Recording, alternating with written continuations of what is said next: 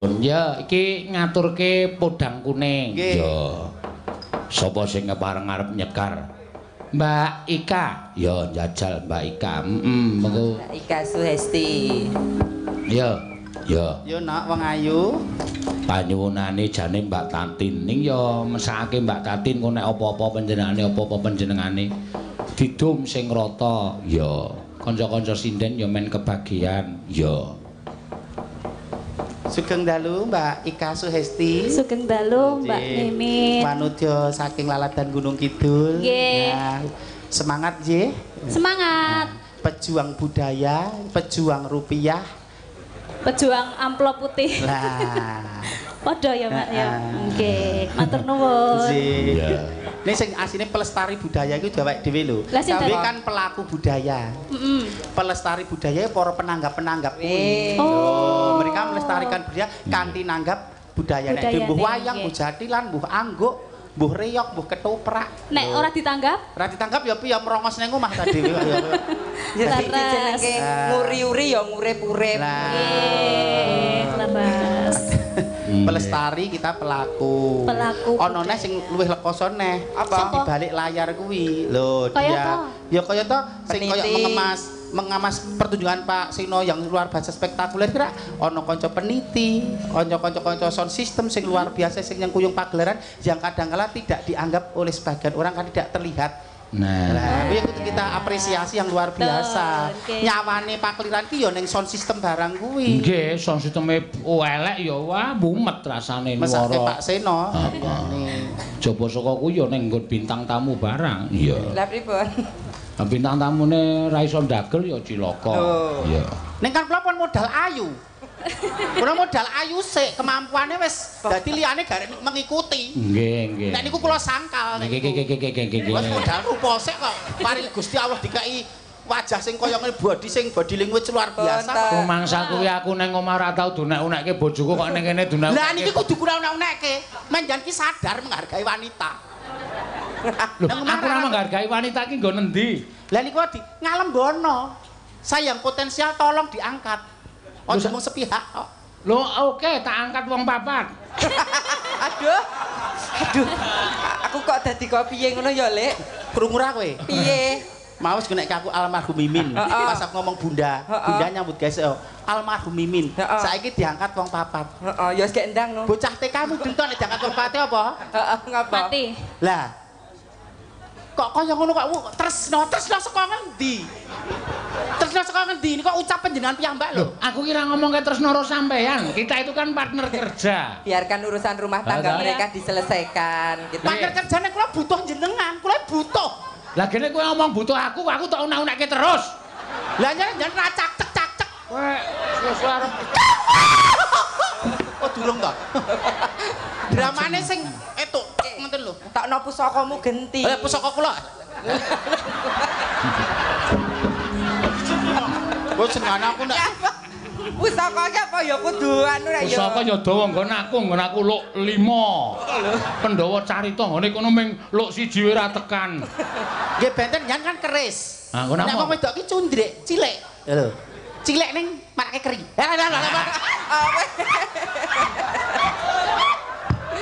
Kowe ngapa, Mbah? Apa toh? Apa ngomong apa? Aku ki tidak bisa yo cundrik itu adalah keris cilik. Biasanya senjata sing gawa Piyai Putri. Terus nek sing wong wedok jahat kadang nggon cundrik kuwi dikoki racun. Dadi dicelupke nggon unjukan iso namani wong liya. Lho, kuwi dadi ning nek apa-apa nek pasti rung pestine ya Gusti Allah ora ngejabahi. Kowe ora ngerti cundrik kaya ngapa to, Kak? Dereng. Ha kae persis rupane. Ya nyuncut ngono kuwi. Nek kurang pas ku tak foto tak kirimke. Apane? Cundrik. Oh iya. Cilik kae. Yo kolo-kolo. Ya. Ya Mbak Ika podang kuning kene wong ayu. Lah ngakudung kaya ngene iki patut.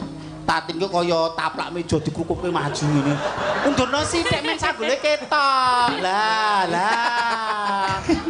Wis rane gedhe blah mlah ngene yo.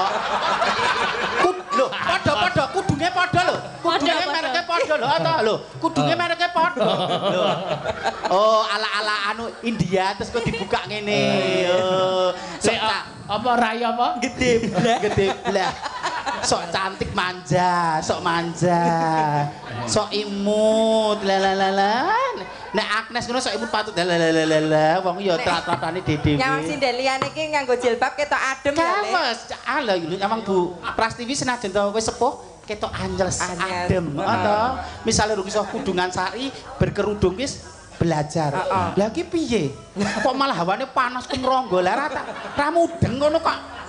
Kemronggo. Sebenku nek pas kuwi aku gak ngatek aku nek pas tatin. Wedi patune. Gaya. Ayo kowe sok nduk. Iki lho bodol kuwi lho. Mulai dan. Bodang kuning Mbak Ika. Mangga. Nadyan wujuh temong peksi. Wong wis tak kandhani bola-bali wingi nek dandan aja bodol ki pakunen karo weteng. Dadi upama gelungan ben ra bodol nu kon maku karo ndas ya ya. Iya. Ayo. Kowe mudeng to. Ngapa Ora peni kon maku pati pun aku kon bunuh diri maksudnya. Lah kok rak sing nggo cundrik mau. Goleki kancane.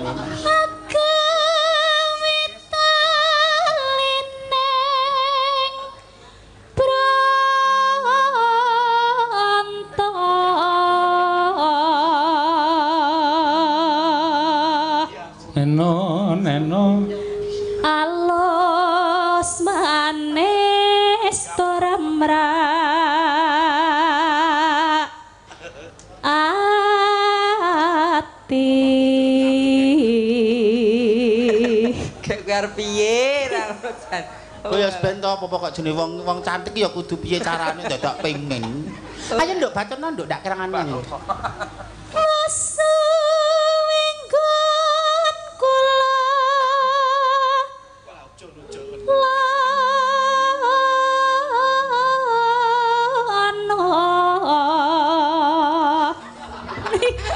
Iki kepiye to?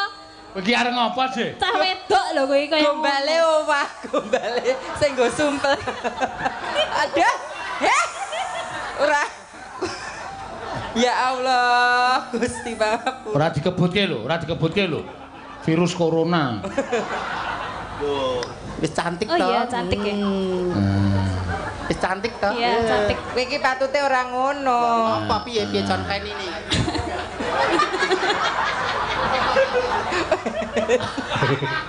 Ngono. Kuwi anu apa jenenge cunduk mentule dicopot sik. Nah, ora lho perhatian lho Pak Seno ki. Ya perhatian ngono kan tanpa sadar sebenarnya cintane iki ngono kok. Berkibar jilbabku di setiap waktu, di sepanjang zaman aku lihat kamu. Hei, tak bandem tromos kowe. Loh, menika ya lagu qasidah ya budaya. Lah iya, nek ra yo nganggo iringan kok ming sak kemenake dhewe ora. Ya, karena jilbabmu meredam nafsu, busanamu menyejukkan kalbu. Jilbab putih, lambang kesucian, lembut hati, penuh kasih, teguh pendirian. Di balik jilbabmu ada iman dan takwa, di balik senyummu tersimpan masa depan cerah. Nuwun den, kula tungak-tungake munggah haji. Sur nuwun den, sak titahe 100 200 500 matur nuwun. Sak titahe den. Lah sadar dheke gawean lawas dibalik. Sak titahe den. Apa? 100 200 50. Wong lagune wae ra apik kok. Suaramu sing ra apik, nek cakepane apik, mung suaramu sing ra penak. Ganti lagu Lek, ganti lagu. Ngampun bar nggo sisi gak akeh. Ora menghargai karya seni. Kon baleni meneh. Ayo nduk Ika bacet. Kan ngendi ya iki mau? Jilbab putih. Goleki si podang jenah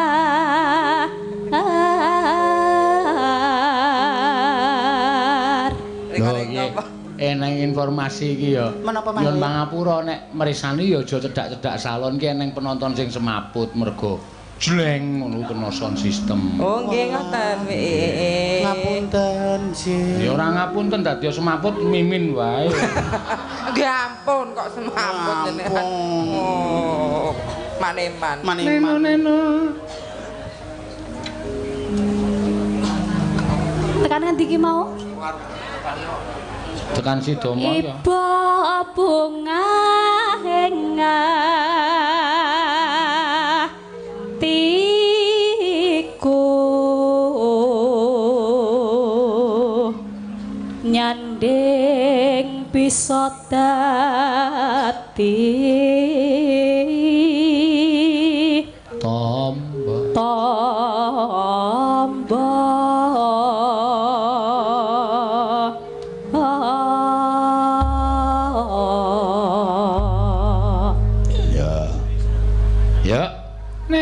Neno.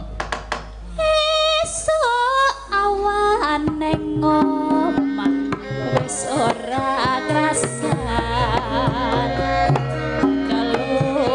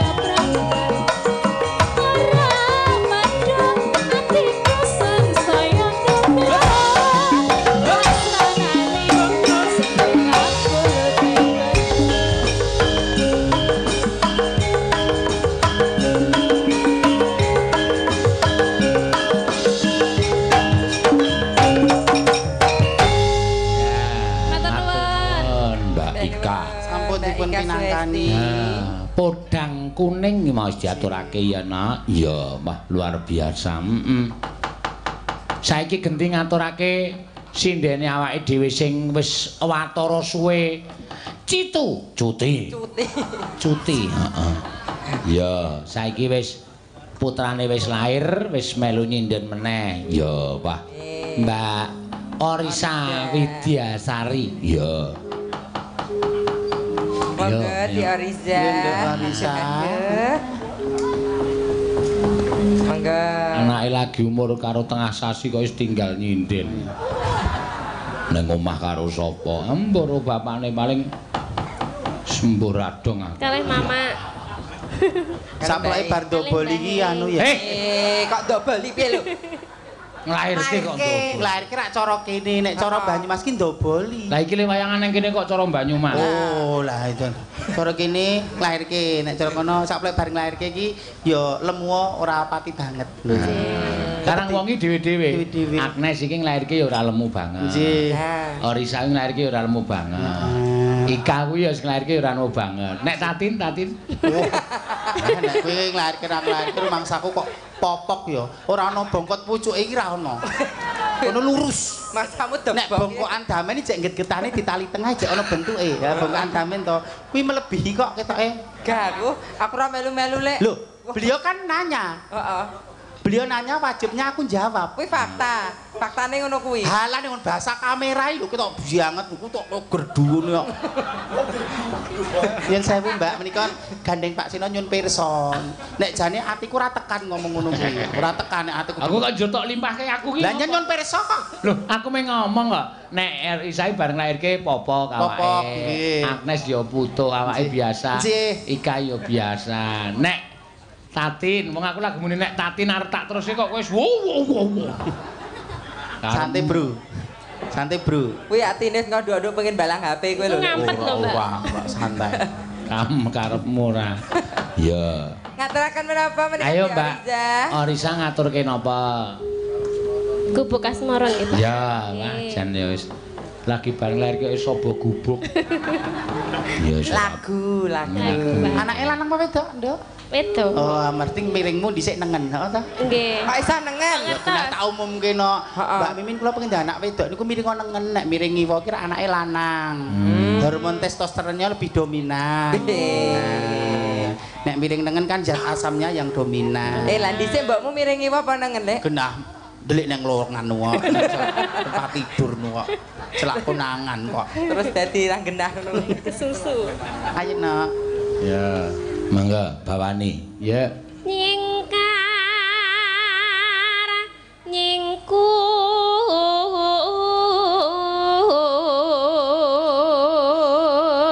Ya, swara kase iki sing kadang. Sengau. Iso ringi-ringi ya suarane iki. Kayak suara mupet kae lho, Nduk, iki. Oh, ndek sik kaset dhisik mupet iki apik. Mupet ya, Pak, Lek? Ya penyanyi dewasa nih kayak suara anak-anak. Oh. Ya, swara kok padake. Mupet.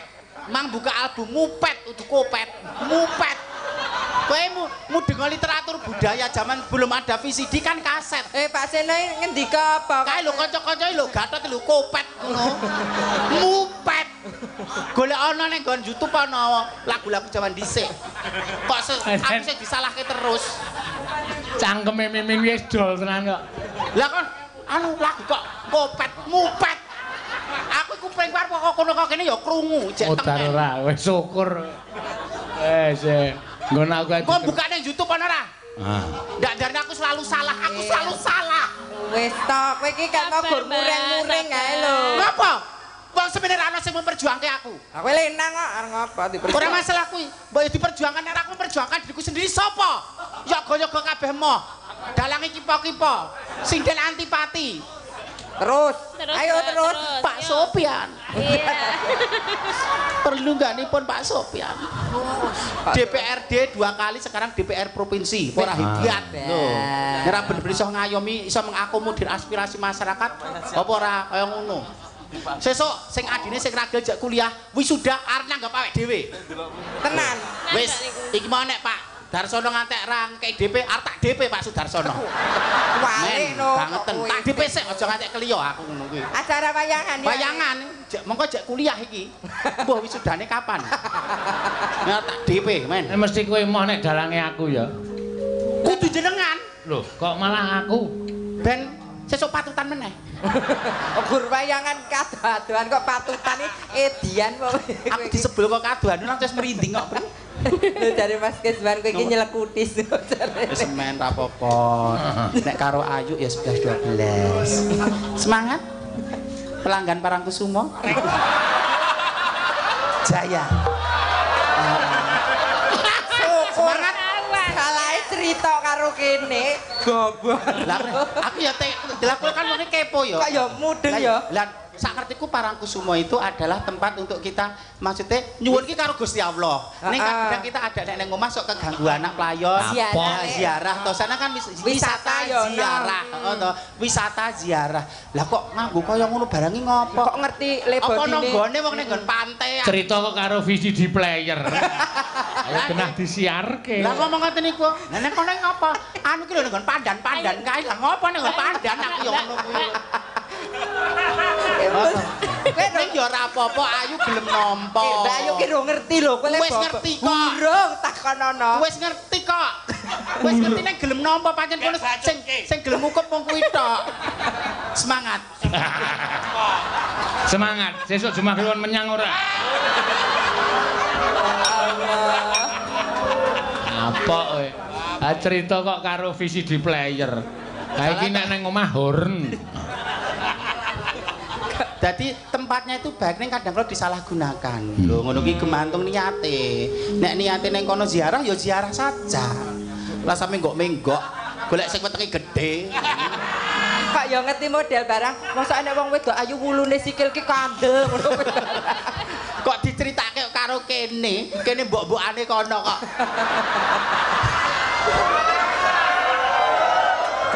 Maksudmu yang bocah-bocah kuwi laporan. Sapa wonge manis. Lho nek ning pemusik yogane Pak Seno lah sapa aku sing ketok Indemis ya mung iki aku ya ngono kuwi.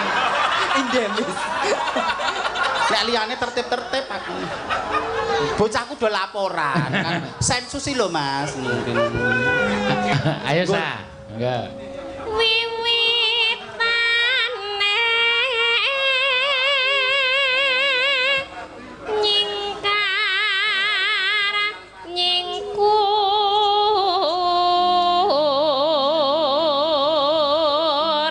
Nek wong padu ning omah kowe tanggung jawab lho Lek kowe. Ya ora apa-apa untuk meluruskan suasana. Tur ya kono wis insaf kok. Wis insaf, wis kapok. Wis kapok. Megane? Ya wis serane kono wis diwengku kono, wis serane kono. Ya dilangganan loro jane kono. Halo, Bro. Halo, Bro. Kita friend, Bro. Kita friend, Bro. Ih, medeni aku.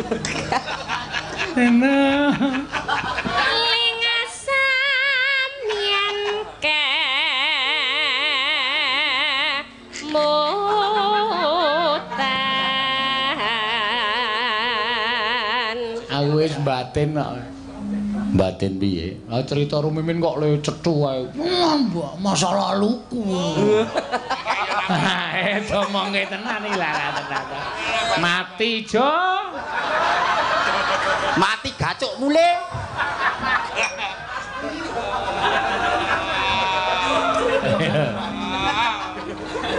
Ulate Mbak Ayu. Maaf ya Mbak keceplosan. Padha-padha wong wedoke nek ngantek heeh to dizalimi ngono ki. Nek ngomong jujur ngono mah ora apa-apa ya ora. Lah kadang ngono kan ada yang ditutup-tutupi. Padha-padha wong wedok apa ya tekan atine. Lah padahal kita beli kucing dalam karung to, kesinge apik jebulane bosok. Lho, lah ngono to. Sorry, Bro. Aku sayang kamu. Aku pas curiga ketoke lengganane ning kono ki kowe apa? Menengo, kono lali. Lali. Ayo, Mbak. Enon-enon. Lelampahan kang wuri.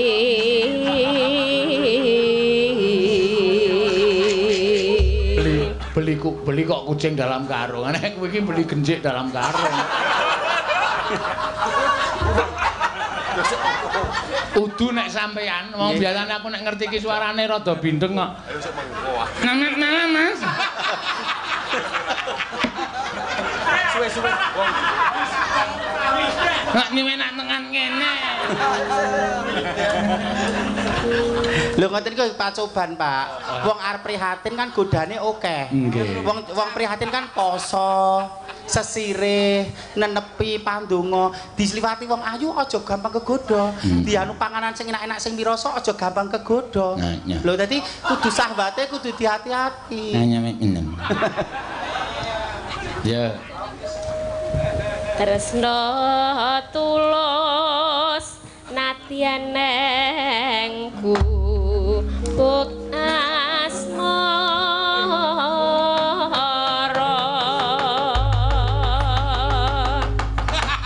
Iya. Dodok kathah alane. Ayo, Sa. Kon jogete alon-alon. Yen liwat aku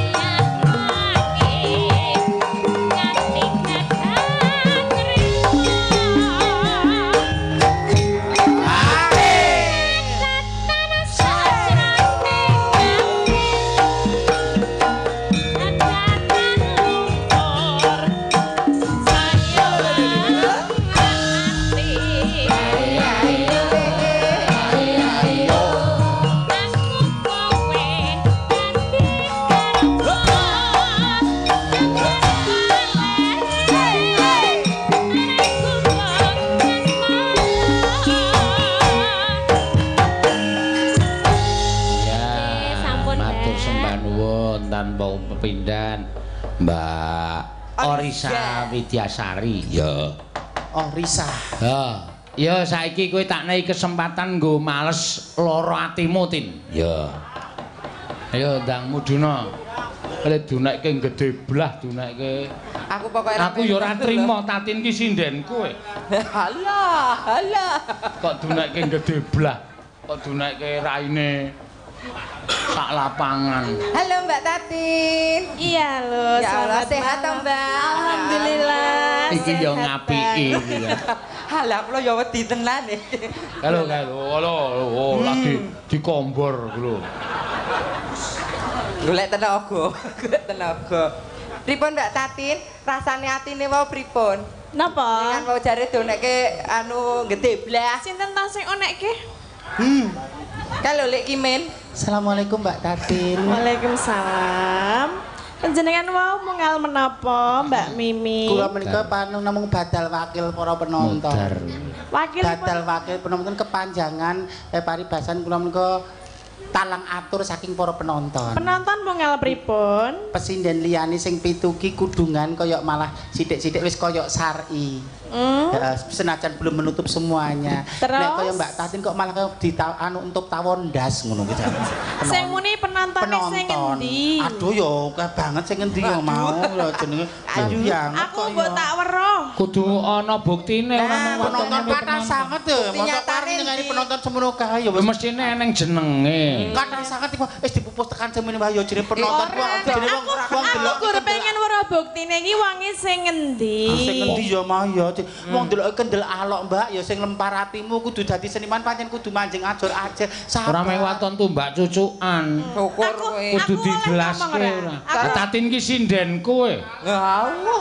Apik olone Tatin ki aku melu kecipratan. Rungokke. Aku tak takon oleh ora? Nyun sewu Pak Seno. Ngapa? Kok njenengan to sing rumaos nyun sewu kok sing rumaos niki kula mung penonton niku alok ngoten terus kula sampaikan ke Mbak. Ora nek jenengan dikon penonton kok ya gelem. Lah bukti kok. Alah. Lah saiki berarti sapa sing muni sekolah bene sapa? Sing endi tudingan. Sekolah bene sapa? Muni kaya muni apa mau? Anu kaya ditutup tawon ndas ngono malah. Ndase sapa? Ayo muni ya kowe. Ayo. Ndase sapa? Muni ndasmu ngono gawe. Oh malah muni dalang iki. Jenengan ki bela sapa jane iki? Kali aku. Bela sapa? Bela kowe. Aku iki sindenku. Lah ngono kuwi sing apiki juragan ya bela ngono kuwi. Tak labuhi pati pokoke.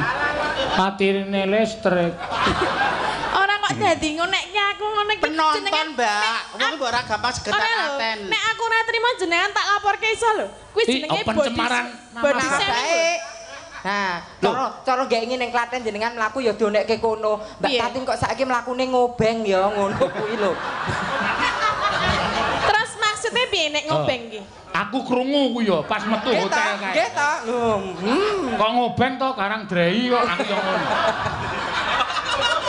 Nek ngomong Tatin, nek aku ngomong Tatin ki ngobeng ngono ora. Piye?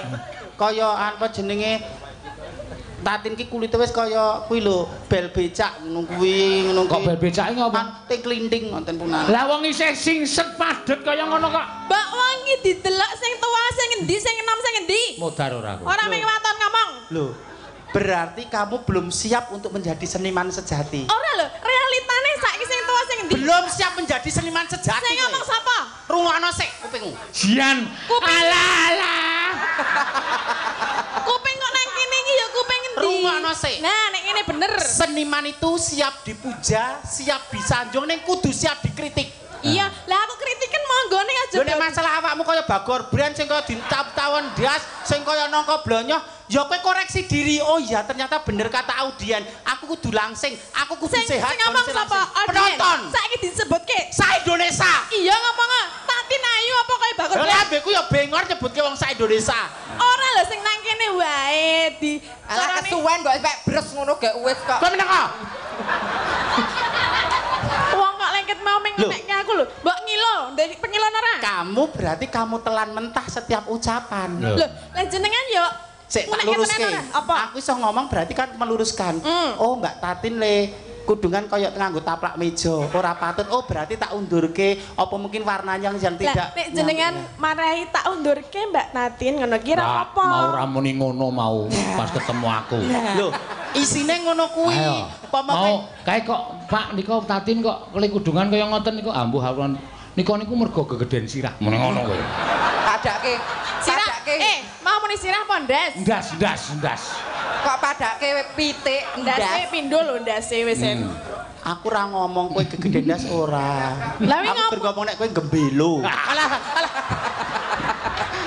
Lek kowe kan golek belo arep ngopo kowe? Maksudnya ngene lho, Kak. Setiap kalimat. Kak sapa? Mbak Tatin. Ya. Setiap kalimat jangan kamu telan mentah. Umpamane kowe dunekke awake kowe bagor brand kaya nangka blonyo. Bener apa ora? Nek kalimatku benar oke. Berarti ada yang perlu ku perbaiki dengan kondisi tubuh saya. Saya harus sehat, bonusnya nanti langsing. Sehat, bonusnya langsing. Bukan langsing tapi tidak sehat. Loh, kalimatnya seperti itu. Oh, Tatin lek kudungan kok ora trep. Rapopo, aku masih belajar. Saya masih seperti ini, lama-lama saya bisa menutup aurat secepatnya. Kowe nggih delokke Pak Seno pawakanmu kaya peralon kok kowe mah muring-muring Pak Seno. Jare kudu iso menerima. Loh, kleru. Klerune ngendi? Aduh aku mah melu-melu iki rasane. Ora lho. Aduh aku kok ya melu-melu. Pak Seno ngendika pawakanku kaya peralon aku nesu. Aku nesu. Lah nyapa? Wong aku kaya plempeng. Ora nek jenengan ki ngomonge ming pisan ra apa-apa lah bola bali lho. Setiap melu Pak Seno mesti ngecek aku lho. Lah, iki bodohnya kamu. Kok mah bodoh iki piye ta? Ada orang yang dikasih tahu sekali langsung oke diperbaiki. Kue pisan pindho ping telu ora tok gatekke. Lah apa aku ora memperbaiki? Itu guru yang baik itu kadang kala dikandani dengan kata-kata. Ora saiki nek kowe senget karo aku mbok omong wae rasa ngono. Apik ayo, Dak. Masuk iki. Ora usah ngono nek iki tontonan lho, ora delok wong padu lho, tontonan iki. Aku ngerti iki tontonan ning jenengan kok nek aku alek. Oke. Ngopo? Paniye? Padha-padha ning gelet. Padha-padha. Kowe kok Kulon Progo? Heeh. Aku kok Klaten. Apri, sini tak lindungi. Aku takut Pak Sen. Rasa ngopeni coro-coro. Lah, coro ning coro siji. Coro siji. Ora, iki coro lagi gathuk. Ayo. Doyan apa piye wis? Doyan apa? Wis padu. Iki padu ora. Lah iki rasa butek ngapa? Padha-padha ning nggodean ki tamu. Kowe Kulon Progo, aku Klaten. Padha hake ning kene mertamu. Iya arep ngopo? Iki dadaku di dadamu. Lah iki ya dadaku aku ya ndek dodo mah asli bangane nggonamu. Ndi? Nggonamu jajal tak tutuke. Pak Eno dodo kula niki lho dodo. Di dadamu. Niki lho dodo kula. Waduh kok kain tok. Ketok. Ngomong kok arep Intinya gini Mbak Tatin, sini. gak mau. Wah, enggak mau. Sini. Sentoloe enggak mau. Loh, tahun dia ya bilangnya sini aku ya enggak mau. Yuk, Mbak Tatin mriki ya. Alah. Tatin, Mbak Titin sini yo. Tatin muni enggak mau ki mesti ana penonton sing alah Tatin. Tatin ki jan ra masuk tenan kok. Sini yo, enggak mau, sini yo, ra mau. Kaya kucing. Bareng enak, ora mau. Enak endi nek kaya ngono sing dikalap apane? Tak bukake tenan. Iya, jajal. Cepat.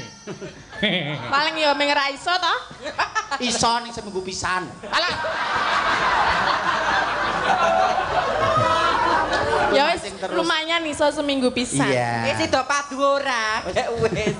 Lu ora ucuk-ucuk to priyo jenenge suasana. Salim, damai. Yo, damai. Enggak mau, bukan muhrim. Damai itu indah. Kowe nyawang warga Sidomaya iki. Ngapa toh? Tajin Malik gini. Damai itu indah.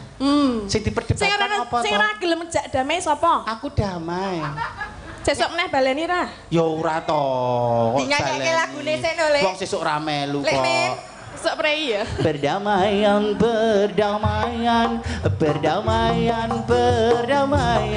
banyak yang cinta damai, tapi perang semakin damai. Bingung aku memikirkan. Yes, aku damai krungu ahmu. Lanang lho aku gah lho. Yo ning ngono ya mari arepan kowe. Sesuai aku ingin nih. Lah kene nek ingin mbok ngomong rasa elek-elek. Lah aku nganggo kata-kata halus ora mudeng kok, Tin. Nek ya ora kukur-kukur. Ada yang bergejolak. Mang urus ini ku Pak sing bergejolak Mang Tutut. Mah Rasudi. Mbak men dolan karo kancane. Ono golek ana kancane. Ata-ate kowe. Pun kula tak leren mriki Pak. Nah, tak nek kancanya. Takut.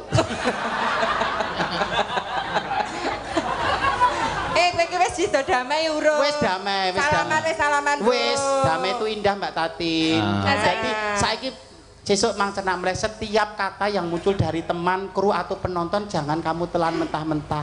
Ning dionceki. Ya. Aja gampang tersinggung. Nek aku ora percaya nek karo jenengan, soalnya jenengan lahir batin kok nek karo aku. Dadi wong kudu ngerti ngilmune. Ora mesti ilmu mbek ngilmu ki beda. Nek ilmu ki hanya sekedar pengetahuan, nek ngilmu ki tatarane luwih dhuwur. Dadi wis dionceki, ditelaah, dimengerti. Rene nek omong Rene. Karepku ya ngono kuwi, soalnya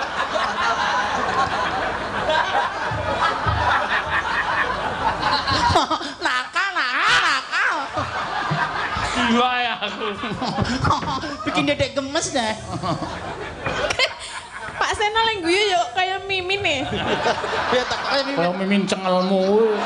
Aku Wes main lagi jajar pirang menit wae ketularan lho. kajenengan yo gagas kok. Ya leng guyu ono kuwi. Mun piye? Muni piye? Ya ke balenono. Iya balenono to. Mah, Muni piye? dah. Gak balenono. Ngono Enggak mau. Nyawang aku. Sok cantik, sok imut. Nyemprot. Men kita karepe. Iya.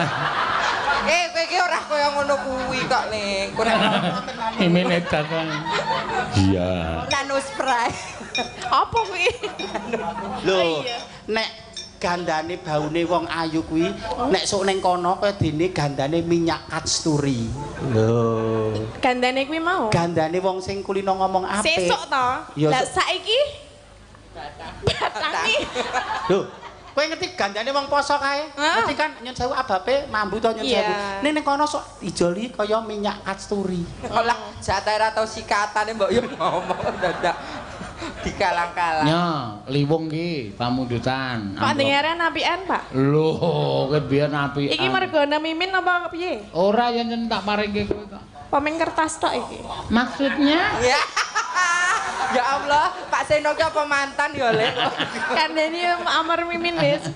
Wih. Oh, iki cangku kok apa to? Guyuke kok dadak. Mbok gabung mriki men didadi. Gabung jasmu. Men dadi trio ngono lho. Oh, kene tulen nih wadah. Jenengan yang dituthuk ini ben taucul. Ora. Gelungane. Macem-macem. Kaya sing mau bengi. Kaya Hengki to. Nggih. Niki kangge mbawa mboten. Nganggo kok ya. Adu-adu kok sentul ora bawa nggo blangkrah apa? Damai, wis damai. Cik omong wae. Syukur, Min. Ngadeg, suara ngadeg. Ya tekno. Piye carane piye? Tekno. Piye? Ya piye carane? Sing dicekel apane? Aja tekon lho. Hah? Kok kaya cah TK. Aja dicekel, nek kowe ngedeke kono aja dicekel. Lah, piye? Tungkakan ngene ora wis ngadeg dhewe. Apriki mangsaku anarkis. Lah angel banget tok ditungkake gak wis. Wasmeh wanci. Sedih men tok ki bawane. Lingsir wangi.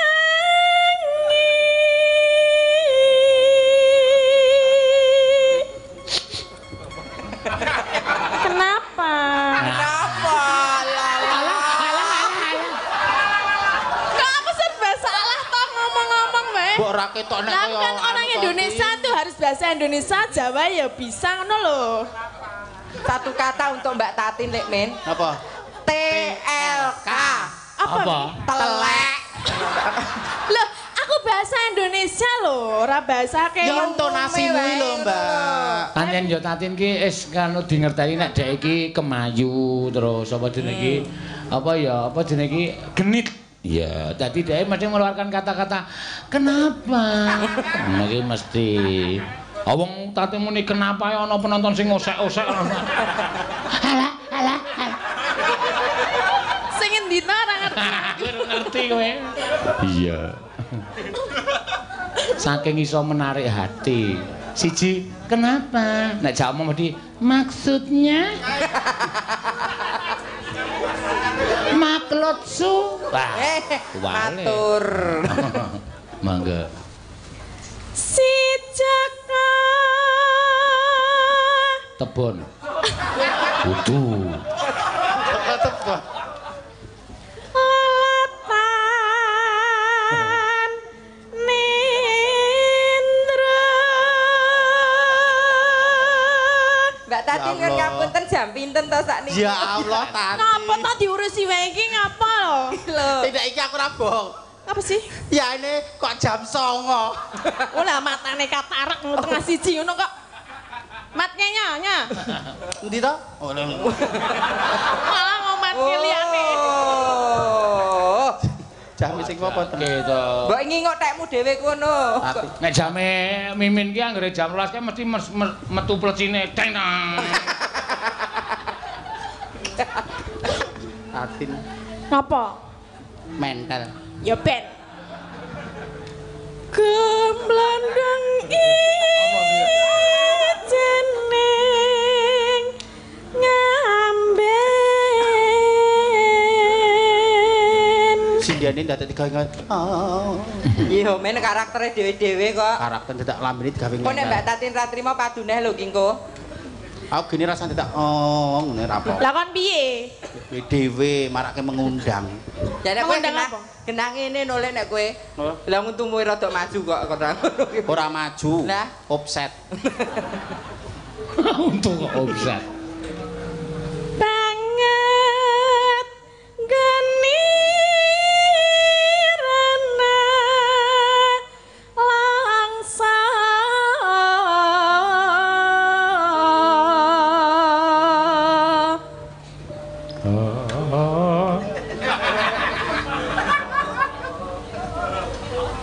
Keduren kah Mas Geter? Nganggo kah?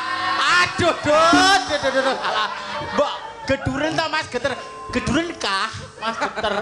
Ya ben Wong sak kalimat kah kuwi lho sing marah. karakter iki pancen wis kemayu gedurun kah? Apa aku tidak penerpon?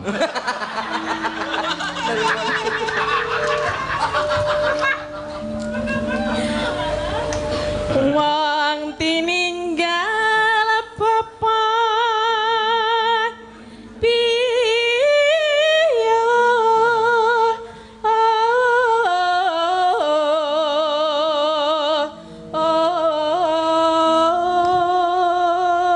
Wong Tatin iki asline basa Indonesia ki ya urung bener. Wong tau disapa karo pemirsa apa penggemar ki. Mbak Tatin, bagaimana? Tidak bagai-bagai. Tidak bagai-bagai. Tidak Pak. susah dadi Jaka lolo.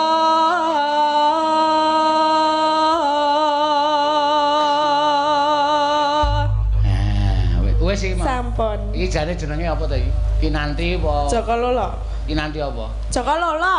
Oh, Kinanti Jaka Lola. Iya. Lah ngapa? Ora ngapa-ngapa minta kon kok ora. Lah Arep muni kenapa? Kenapa? Iya. Iki mau Kinanti apa jenenge? Jaka Lola. Oh, Jaka Lola. Kenapa? Rasido tak bingkem kok. Ah iya. Aduh. Lah ngapa lho? Tengah siji wis anake wis rangka wis Ra iso tak perjuangkan tenan kowe Tin wis ra iso. Iya, yang joget iki wae yang joget malah. Lek perintahe komandoi Pak Seno, juragane kowe apa piye? Ya jenenge bintang tamu iki. Ya bintang tamu lho, apa aturan ye? Ya, Nek Pak Seno Mbak Mimin monggo jumeneng. Ya wis. Joget lewo kuwi. Sebenarnya beri. Linggo wae rasa ngadeg. Lah kowe perintah arep lungguh arep ngadeg arep jengking ya karepku. Ya sekono jengking kok. Gek ndang jengking. Oh, golek nggon sih. Iya dikancani Mbak Apri. Nah, nek iki lagi ngono. Mbak Apri kok sing tak kono. Ora beras ra menir, ra gagas ra mikir. Ora cipir giyong-giyong, ra gagas jogetaning wong. Nah. Penting aku wis lunas.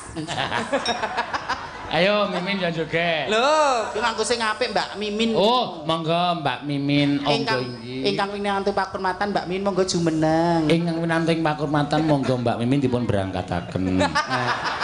Jumeneng kok diberangkataken. Monggo jumeneng. Keluargane dereng lempak kok. Omonganmu lho, Bre, kita nggih pati. Sik keluargamu ki arep nonton rene ngono lho. Lah, dipun jelas. Wong iki nek nrimo ana sing baleske. Menika sae napa pawon para sederek. Lho, maksudnya Mbak Tatin ki ayu apa ora? Apik ora suarane ngono lho. Awon menapa sae swantenipun. Ya percaya, Mbak. Lah iya. Sapa sing nyeluk aku iki mau?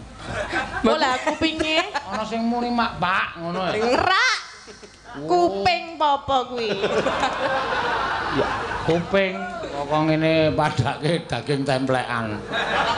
Iya. Ya enggak Mbak Tatin. Iya. Liwong. Heeh, ayo gekmu niku. Lah biasane ditotok-tok ngono. Asa karepku totok-totokku dhewe kok ngono. Arep tak totok-totok ya ben ora aku totok-totok kowe malah muni monggo. Lah. Kowe rasa dimanggake wis totok-totok kok. Diunekke ra? Apane? Totoke. Lah dunekke kok ya. Ya gek ndang. Ha sak karepku kok. Ya aku ngenteni lho. Dalang kok diperintah. Ora perintah ming biasa. Nang kene iki kowe melu aku kok kowe perintah aku. Ora mungkin Pak Sofyan nanggap sinden dhewe kon bengak-bengok. Maksudnya? Aku ming tekon lho. Cuma tanya. Iya, cuma tanya. Ming muni ce ndak? Cuma tanya. Iya, cuma tanya. Kelote anu bener ilate Tatin ki cawang pancen. Cuma tanya. Padake ulo sendok cawang ilate. Yo, dados yo.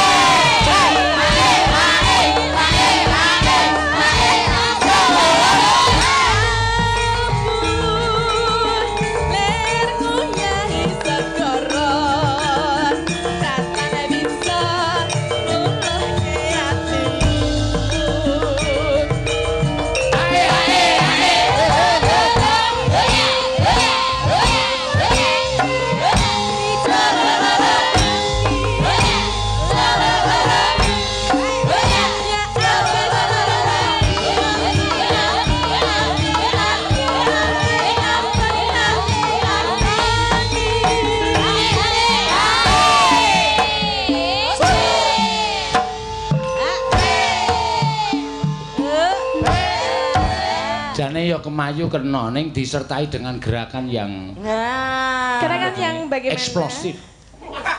Hah? Ekspresif. Maksudnya Kaya bom. Ini lho. Hae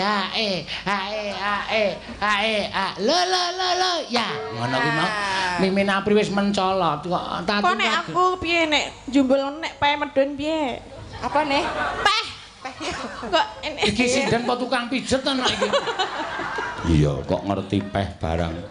Ora apa-apa diunggahke sithik wis munggah-munggah. Lara ya. Mengko ndak ngrusaki Rama. Mbok iya.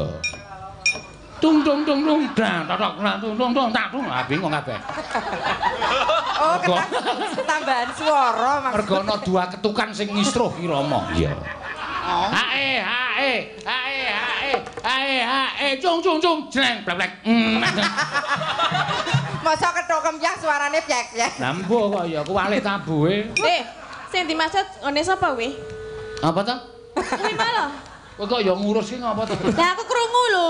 Wong iki ming ngomongke kok. Lah ngene Mimin Pak Apri. Mbuh ora ngerti Mimin Apri wis mencolot kok. Mencolot kok. Ya ora ana suara. Ora muni iki tekku, tekmu lek. Aku ya ora muni. Lek ku ora muni kok. Nah aku ya ora lho. Nyoba. Jos. Popok. Popok. Ya ora ditaleni kok. Aduh. Kenapa? Aduh. Kok geleng-geleng ngapa lho? Gak sih ditaleni apa?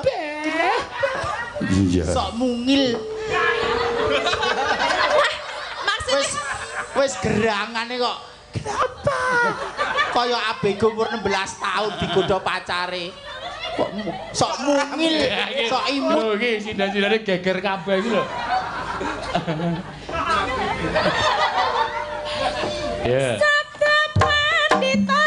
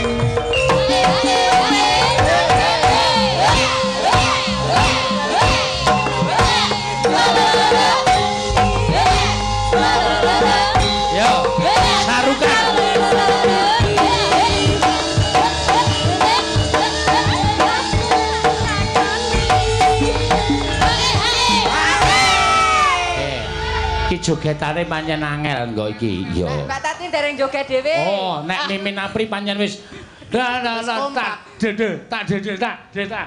ngono kuwi. Pun masuk nggih, masuk. Besur bau India. Aku ya wis masuk. Wis. Pokok ngerti nek wis masuk. Lah kerasa ora? Ya. Gau. Ayo Tatin dicoba, masih iso kompak. Bayari apa piye kok Ya perintah? ora bahasa kameranya lu main pinter demi kebaikanmu kok bayari. Jenengan mau tak Apa-apa pokoke hitungane duit bayar. Mau jenengan tangan ngadeg ra gelem kok saiki akan aku joget. Hah? Aku gak gelem ngadeg saiki kok. Biasanya Banci ki menangan kok iki kalah to iki.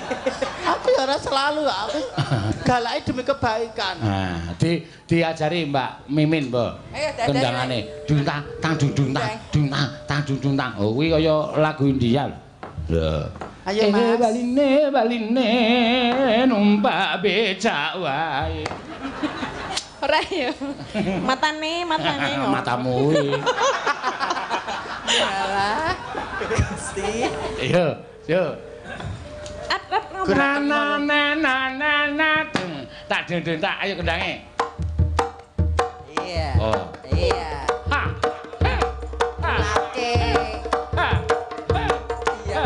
Lambene digeget sithik, ilate. Lambene digeget sithik. Ilate menjulur sedikit. Nah. rasa nganggo ilat, rasa nganggo lambe. Coba Apri. Ya, Apri. Engko pokoke tak urutke. Ya. Nan. Oh, kuwi luwih ekstrim.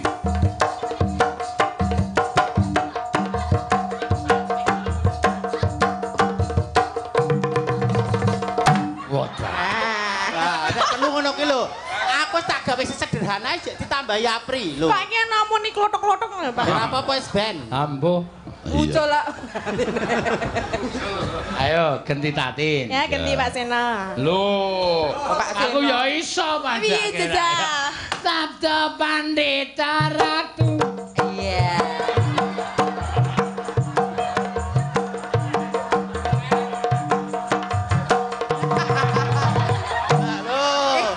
Pas to, ilat kuro kendangnya iso pas begitu nduk ngono ndelep langsung mlebu. Nek Pak Seno kan ana suarane to, klothok-klothok ngono to. Ora ana tak lingguhi kok. Glinyir. Ayo, iki aku wis gelem lho. Nek nganti kowe moh ditolak. Aku ning gah melet lho. Enggak mau. Iya. Alah. Aku tau karo tadi kok ngepruk-ngepruk iki. Melet lho. Mau enggak? Aku enggak mau. Mau. Ya.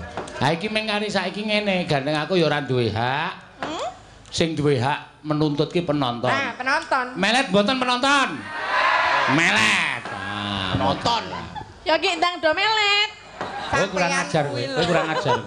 Lah piye ta? Kowe kurang ajar kowe. Sing ditekani Kowe penonton. karepe arep ditonton sing halah ngono.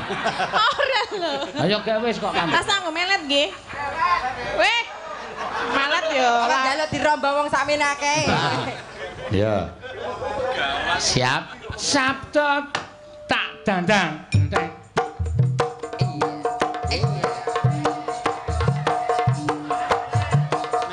Terus, aja mandeng nek kendange rung leren. Lambene digeget. Lambene digeget. Iya.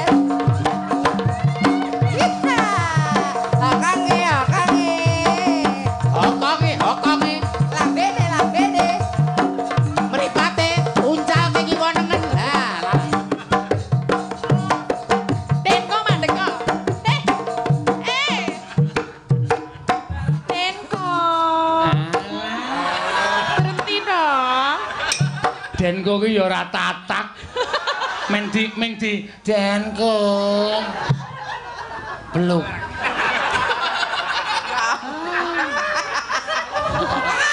Sudah ya. Sajen kok. Meng di Denko langsung tangane blek isi ana suara duk. Ya Allah. Apa kendange? Pon nggih. Ayo teruske. Lah nggih. Dung deng. Den kok. Wah, sok cantik. Ketoke Tatin ki korban sinetron ketok. Lah, ngapa sih? Aming mulai Denko kok. Denko. Masa? Ini lho. Adik. Denko. Jangan seperti itu. Masa tangono ora ya?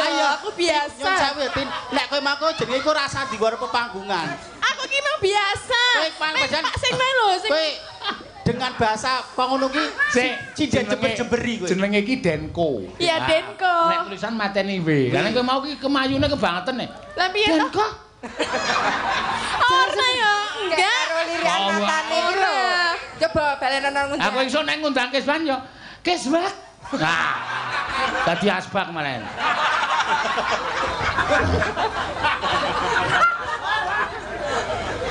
Ngono nek ngundang bojone dhewe malah tulup. Wah. Arep tulus karo tulup malah. Ayo dirampunke, yo.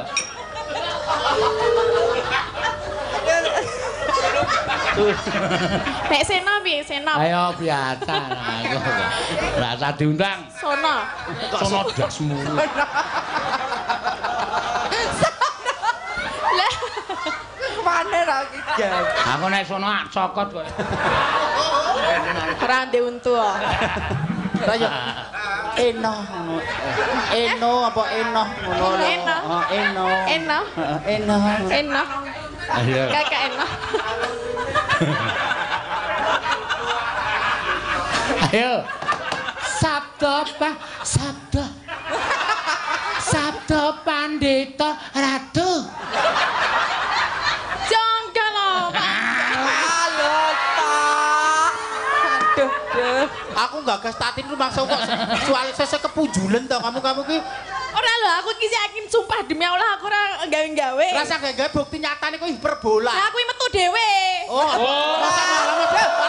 Oh, metu dhewe. Masa ora dhewe? Ora mergo nonton film apa metu dhewe?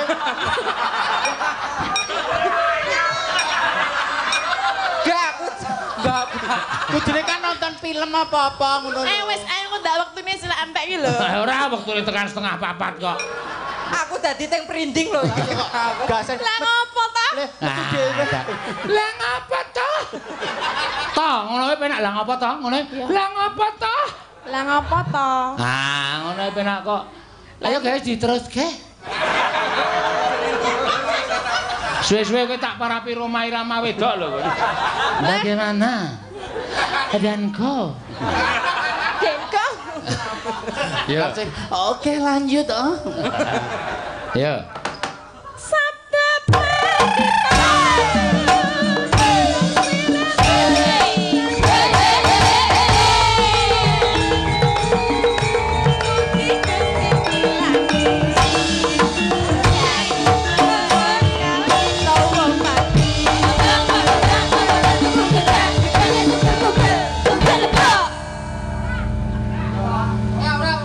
Ya para.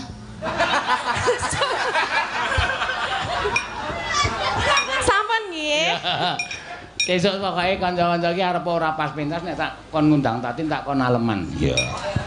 Tatin gak tanda. Wis ya, men. Hati-hati ya duduknya. Iya, biar nggak mbak pok gitu. Ngelunggui botol aku kaya nggak ini. Hati-hati lah lingguhnya.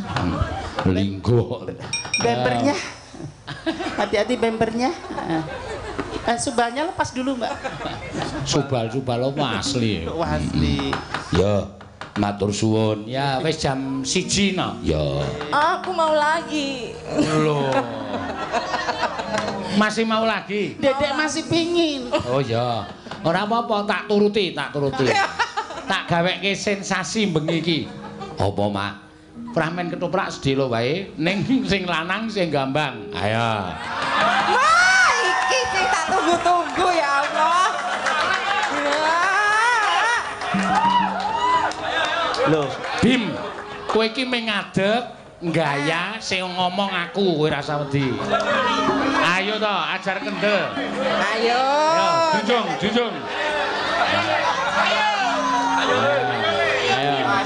Ayo, junjung. Nah. Ayo, Ayo, ya ampun. Wah, iki. Oh, kanca-kanca siap nyawer lho iki. Wah, ya bagus tenan kok ya. Kok duduk meneh lho. Kowe menengo sing ngendika engko Pak Seno, ciliramu mung gaya-gaya. Ekspresi. Kowe iki meng gaya kaya Solikin kae lho, Meng. Nudin-nudin ngene tok, karo lambemu mangap-mangap meng kaya suarane. Suarane metu saka nggonamu. Iya.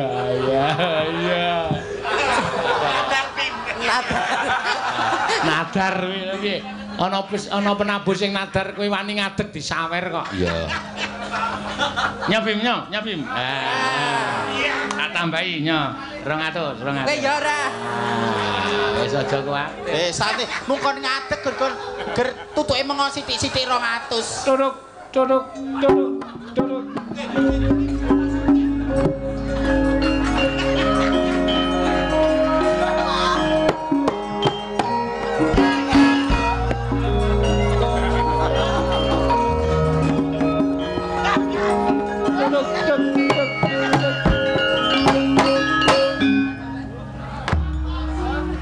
Sugeng rawuh Kanjeng Sultan Hadiwijaya. Sugeng rawuhipun Sultan Hadiwijaya. Meneng madhep rono wae. Iya iya. Garwaning pun Kakang wong ayu. Injih menika semakin prihatin yang wonten ing Gunung Calering nderekaken Bibi Kalinyamat. Oh, dadi sliramu nderekke Kalinyamat. Injih. Oh, lah Kali Code nendi? Ing sedya Bibi Ratu Kalinyamat, Tapa Wudha boten badhe ngagem busana menawi dereng saged mejahi priya penangsang. Oh. Pramila nyuwun biyantu panjenengan. Pancen syarate Kalinyamat kudu nglakoni Tapa Wudha. Injih. Anggone Tapa menyang endi? Menika wonten sairinge Gunung Calering menika. Oh, wis wuda urung? Sampun. Namung sinjang rikma menika. Mbok coba aku derek nomrono. Keparengipun Bibi Kalinyamat boten keparengaken sok sinten kemawon kedah pepanggihan kalian semakin lan prihatin langkung Ngene. Iki jenenge sapa? Semakin prihatin. Semangkin lan prihatin kene. Kene nyatet kene. Injih Kanjeng Sultan. Sok sinten kemawon ingkang benjang saged percaya Rio Penangsang. Yo gek wis badhe pidharengan bebingah semakin kalian prihatin kaboyong wonten ing Pajang. Iya mengko bakal tak boyong ngono ing Pajang. Pajangan Kabupaten Sleman. Panjenengan iku lho, kok mboten Piyayine bagus ya diajak. Aja kaya ngono semangkin lan prihatin.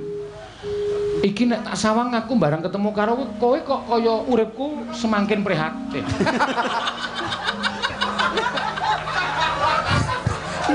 Naluri manodya kula kados rojah rajah menika den.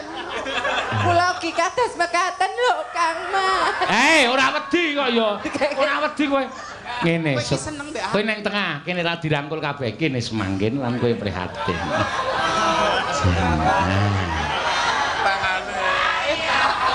Paitmu kok pait. Kowe gedeng aku tresno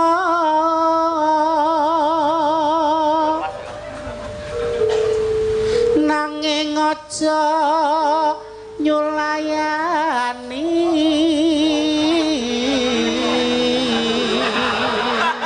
Mbak Yu aja banget le ngono kuwi lho. Apa iki nomuse impenku mau bengi kae. Aku kok ngimpi kok dirubung merutu. Widodari. Merutu terus dadi widodari. Menawi mangke Jipang kelampan bedah panjenengan boyong putri kekalih menika. Mangke ludiranipun kagem siram jamas Bibi Kalinyamat kersa. Sesuk nek wis Jipang bedah kowe melu aku, kowe tak dadekke garwa Padmi. Ya. Garwa Padmi. Kayu malang dalan Mim anu semangkin tak dadekke garwa Padmi, prihatin tak gawe dadekke garwa Padmi uga, mengko putri-putriane tak dadekke garwa Padma 6 8 9 10. Oke men. Gawe krantaking Kang Mas Alah mbok ora menika lho sukunipun. Iki netramu ana apane? Didumuk netramu apa-apane. Ya iku ayune kaya ngene. Aduh pipi kula Kang Mas. Lho pipimu kena ngopo semangkin? Yo dilo kok ditapuk. Iki tandha tresnaku mergo aku kuwi jane gemes karo kowe. Ya. Kang Mas menika lho Kang Mas wonten laleripun. Catak niku. Kang Mas. Kene tak cekeli. Aduh, kudu laler ngene kok upil.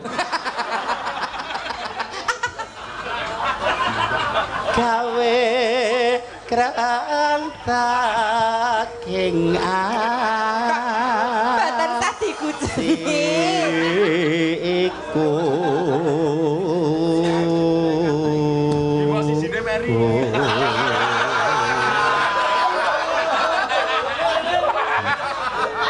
Ana lanangane ijine ra niki kita lakone.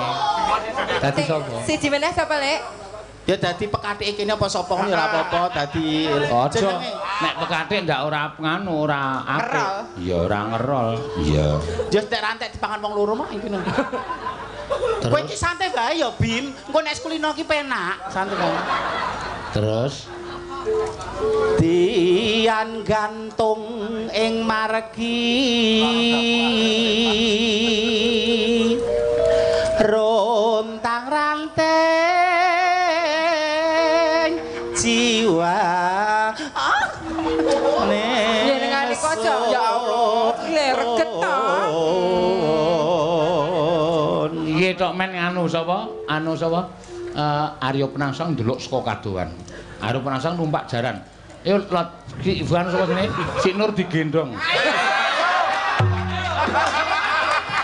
saka kadohan turuk gayane Rio Penangsang kok kono kok terus perang. Ah kae iso modar kae wis tuwa e. Gendong cano. Wis anu wis sesuk wae sesuk nek. Ono ta. Umpun tak tembian kowe. Tembange rung rampung kok. Penjalin panggetak kuda bacut tresno Adikku nganti ora kuwowo. Wong bagus. Iya prihatin aku percaya yen kowe iki tresno karo aku. Nawi kalih kula pitados menapa mboten? Percaya. Buktinipun menapa Kang Mas? Kene kaya ngopo astamu? Astamu kok, Jur. Kok gur sing arep. Kok arep kesusu wae. Pripun? Astamu. Asta kok wangine kaya jambu. Wangine kaya ngene. Menika tanganipun semangkin Kang Mas. Iya, tanganmu lut. Tangan kowe buruh macul apa? Mian kok ya kesangeten lho. Kentang rambat. Katoke suwe kentange metu. Kentang rambat kok menika. Iya. Oh, rembukane mengkeh Kang Mas. Dipun telasaken. Wong bagusun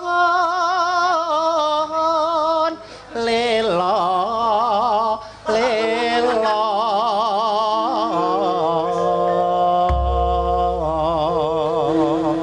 Iya. Semangkin lan prihatin. Kula Kang Mas. Padha sumene ana ing kene sawetara. Nggih. Aku tak kundur ana ing ngendi negaraku jenenge? Wonten ing Pajang. Pajang. Ning saestu lho, mengke panjenengan kersa merjaya. Iya. Rio Penangsang. Wis aja kuwatir mengko tak patenane Arya Penangsang.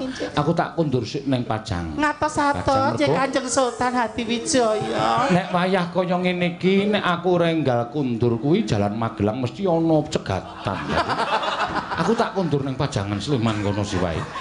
Kowe ngenteni ana kene sedhela ya bocah ayu sak karone. Injih Kanjeng Sultan. Iya, kok sike yo nganggo kaya nek roman kae lho. Nah. Aku njaluk pamit ngono terus cipika-cipiki ning ora nek nggon kraton anu sih ora dikenake ra apa-apa. Tutuk. Nderekaken sugeng kondur Kanjeng Sultan. Saestu sing kok ganas.